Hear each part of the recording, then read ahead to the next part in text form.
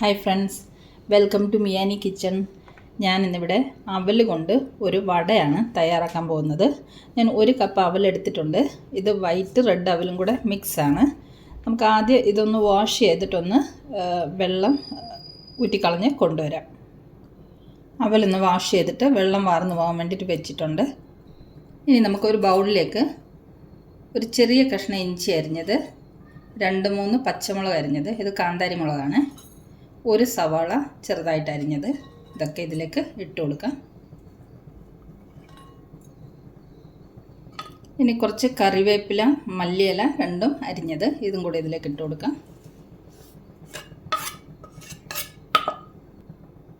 1/4 spoon കായംപൊടി, 1/2 spoon മുളക് പൊടി, ആവശ്യത്തിന് ഉപ്പ്, ഏകദേശം 1/2 സ്പൂണോളം ഉപ്പിട്ടിട്ടുണ്ട്.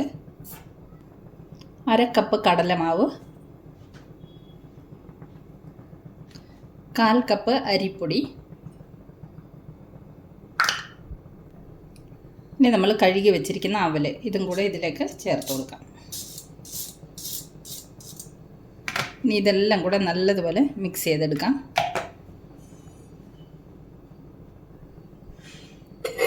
ഒരു സ്പൂണ് തൈര് ഇതിലേക്ക് ചേർത്ത് കൊടുക്കാം, 1 ടേബിൾ സ്പൂൺ.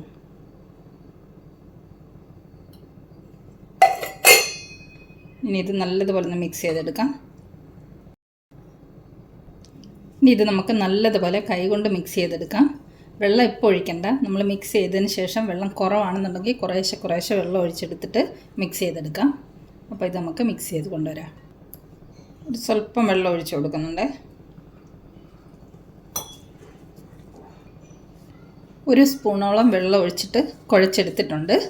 ഇനി നമുക്കിതിലേക്കൊരു 1/2 സ്പൂണോളം ഓയിൽ ഒഴിച്ച് കൊടുക്കാം. 1/2 സ്പൂണ് മതി.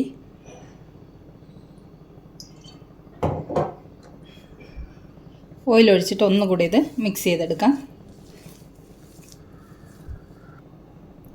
നമ്മുടെ വട ഉണ്ടാക്കാനുള്ള മാവൊക്കെ കുഴച്ച് റെഡിയാക്കി വെച്ചിട്ടുണ്ട്. ഇതിനി നമുക്ക് വടയുടെ ഷേപ്പിലേക്ക് പരത്തി വെക്കാം. ഓരോ ഉരുള എടുക്കാം. കൈ ഒന്ന് നനച്ചു കൊടുത്താൽ മതി, അപ്പോൾ കയ്യിൽ ഒട്ടിപ്പിടിക്കില്ല.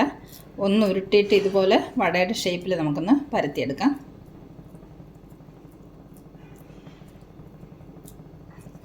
ഇതുപോലെ നമുക്ക് എല്ലാം തയ്യാറാക്കി വെക്കാം.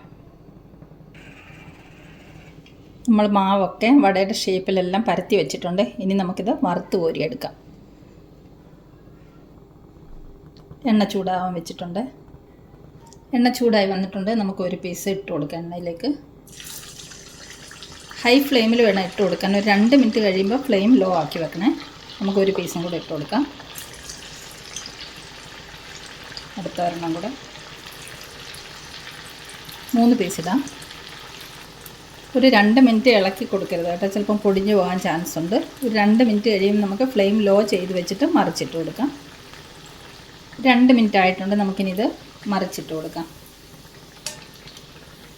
പൊടിഞ്ഞു പോയിട്ടൊന്നുമില്ല. ഇനി നമുക്ക് ഫ്ലെയിം കുറച്ച് വെക്കാം. ഇനി ലോ ഫ്ലെയിമിൽ ഇത് ഫ്രൈ ചെയ്തെടുക്കാം.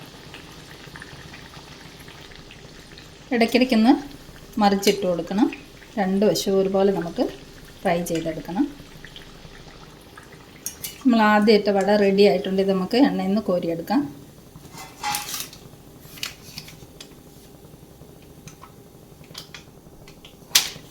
ഇത് കണ്ടോ, നല്ല ക്രിസ്പി ആയിട്ട് വന്നിട്ടുണ്ട്. കണ്ടോ, നമുക്ക് ബാക്കിയുള്ളതും കൂടി ഇതുപോലെ തന്നെ വറുത്ത് കോരിയെടുക്കാം.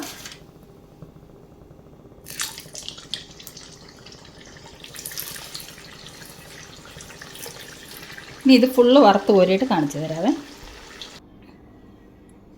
നമ്മുടെ അവൽ വടയെല്ലാം വറുത്ത് കോരി കൊണ്ടുവന്നിട്ടുണ്ട്. നല്ല ക്രിസ്പിയാണ് കേട്ടോ. ടൊമാറ്റോ സോസിൻ്റെ കൂടെ കൂട്ടി നമുക്ക് കഴിക്കാം. നല്ല ടേസ്റ്റി, നല്ല ക്രിസ്പി ആയിട്ടുള്ളൊരു വടയാണ്. അപ്പോൾ അവൽ വീട്ടിലുണ്ടെങ്കിൽ നമുക്കിങ്ങനെ തയ്യാറാക്കി നോക്കാമല്ലോ. അപ്പോൾ ഈ റെസിപ്പി ഇഷ്ടമായെങ്കിൽ എല്ലാവരും തയ്യാറാക്കി നോക്കണം. മറ്റൊരു സിമ്പിൾ റെസിപ്പിയുമായി നമുക്ക് മിയാനി കിച്ചണിൽ വീണ്ടും കാണാം. Thanks for watching this video. By.